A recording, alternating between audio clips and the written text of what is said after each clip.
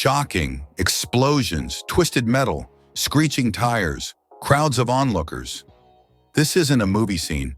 This is the 1930s, a time when roads were pure chaos and every drive could be your last. And one man captured it all, legendary photojournalist Leslie Jones. He didn't just document crashes, he turned them into gripping, emotional snapshots of a world spiraling out of control. For nearly 40 years, Jones worked at the Boston Herald-Traveler, covering everything from city life to major events. But he had one particular obsession: car crashes, speeding, reckless driving, zero safety regulations. Jones didn't just capture the wreckage, he focused on the people. His photos weren't just about destruction, they told a story. Crowds of bystanders, kids gawking at crumpled cars, cops trying to piece together what happened.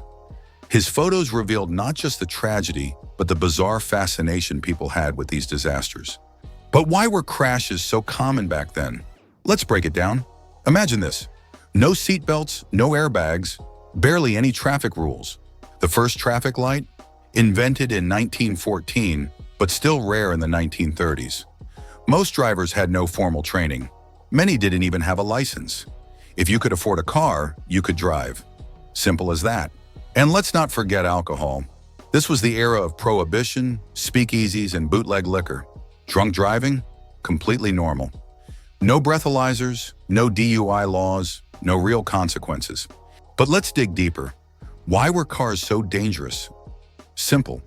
Manufacturers didn't want to spend money on safety. Here's a crazy fact. Seatbelts, padded dashboards, and collapsible steering columns were already invented in the 1920s. But car companies refused to install them. Why? Because safe cars might scare customers away. Here's a crazy fact. Seatbelts, padded dashboards, and collapsible steering columns were already invented in the 1920s. But car companies refused to install them. Why? Because safe cars might scare customers away.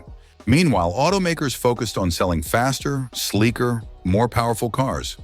Safety? That was an afterthought. By the mid-1930s, things had gotten so bad that President Franklin D. Roosevelt personally wrote to state governors, saying that we are drowning in a sea of traffic deaths. Something must be done.